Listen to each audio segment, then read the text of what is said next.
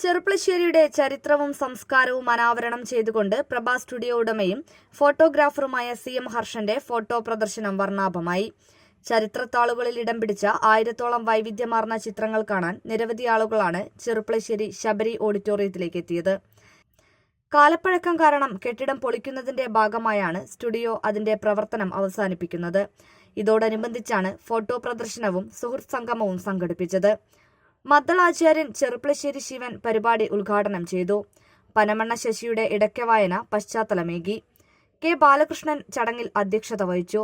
അകത്തേക്കുന്നത്തുമന Krishnan Namboothiri, PA Ummer, P Sreekumar, Kerala വ്യാപാരി വ്യവസായി ഏകോപന സമിതി ജില്ലാ general secretary KA Hameed, AKPA മുൻ സംസ്ഥാന പ്രസിഡന്റ് ഗിരീഷ് പട്ടാമ്പി, മോഴിക്കുന്നത്തുമന ദാമോദരൻ നമ്പൂതിരി തുടങ്ങിയവർ പരിപാടിയിൽ സംസാരിച്ചു.